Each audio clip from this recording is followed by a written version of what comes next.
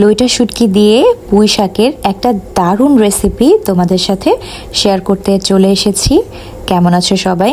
আশা করি অনেক ভালো আছো। গ্রামের বাড়িতে নিজেদের মাচার একদম টাটকা পুঁই শাক দিয়ে আজকের এই রেসিপি আমি করেছি। তো চলো দেখে নিই।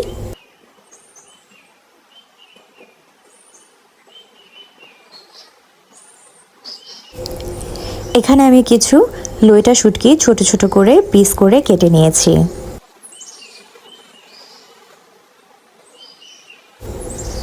আর শুটকির সাথে যেহেতু পুঁই শাক রান্না করব, পুঁই শাকটা আগে আমি কেটে ধুয়ে ছোট করে কেটে নিয়েছি।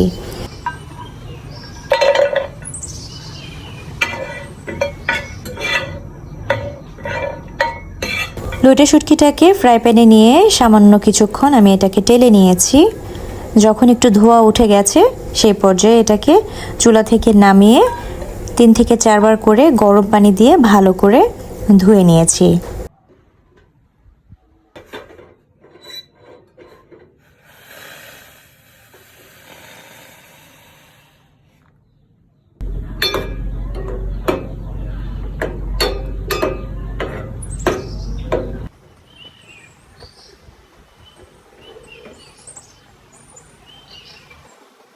শুটকিটাকে অবশ্যই ভালো করে ধুয়ে নিতে হবে, কারণ এর মধ্যে ব্যাকটেরিয়া থাকতে পারে। এই জন্য ভালো করে ধুয়ে এটাকে আমি গরম পানি দিয়ে কিছুক্ষণের জন্য ভিজিয়ে রাখবো।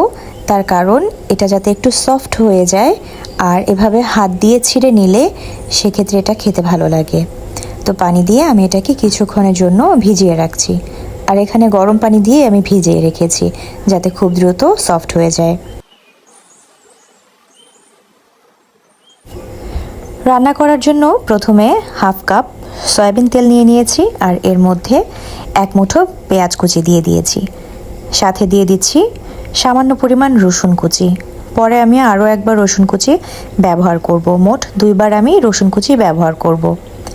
পেঁয়াজটা যখন হালকা একটু লাল হয়ে আসবে সেই পর্যায়ে এর মধ্যে আমি দিয়ে দিচ্ছি বাটা মশলা।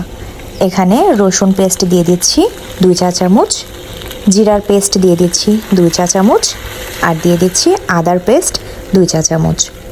দিয়ে সামান্য একটু পানি দিয়ে মশলাটাকে একটু কষিয়ে নেব। কাঁচা যে গন্ধটা থাকে, গন্ধটা চলে গেলে এর মধ্যে আমি গুঁড়া মশলায় দিয়ে দিচ্ছি 1 চা চামচ হলুদ গুঁড়ো, 1 চা চামচ ধনিয়া গুঁড়ো, আর 1 চা চামচ লাল মরিচের গুঁড়া। তোমরা চাইলে ঝালটা কম খেলে একটু মরিচের গুঁড়াটা কম দিতে পারো। আরও একটু পানি দিয়ে মশলাটাকে কষিয়ে নিচ্ছি যাতে এটা পুড়ে না যায়। আরও একটু মরিচ দিয়ে দিচ্ছি। এখানে কাঁচা মরিচ আমি একটু ফেরে 2-3টা দিয়ে দিয়েছি। যেহেতু শুটকির তরকারি একটু ঝাল খেতে ভালো লাগে, তাই এখানে কাঁচা মরিচটাও অ্যাড করে দিয়েছি।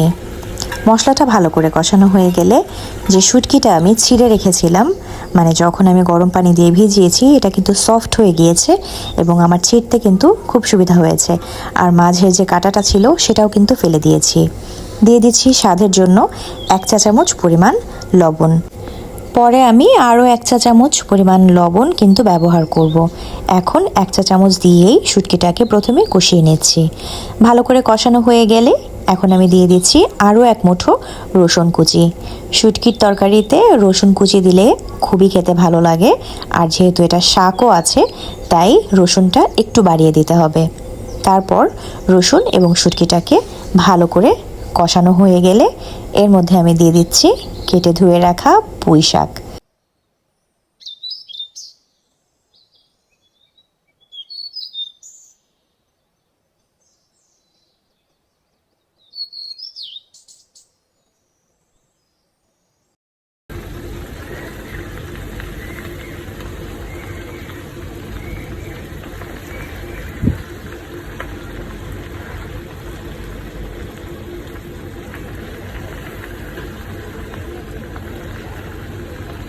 শাকটা দেওয়ার পরে আমি আরও 1 চা চামচ পরিমাণ লবণ এই শাকের মধ্যে অ্যাড করে দিচ্ছি।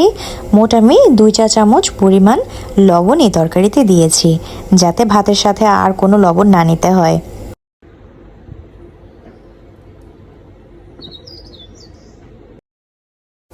5 মিনিট ঢেকে রাখার পরে শাকটা কিন্তু অনেকটাই কমে যাবে। এবং পানি ছেড়ে দেবে।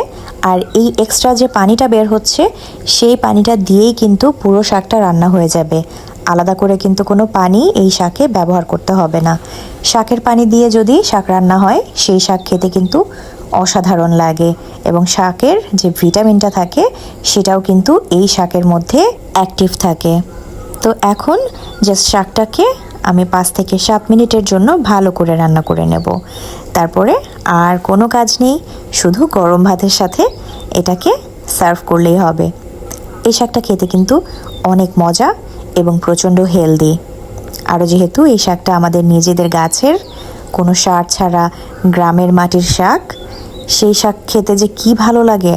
আর এই শাক দিয়ে পুরো 1 প্লেট ভাত পেট ভরে এবং মন ভরে খেয়ে ফেলা যায়।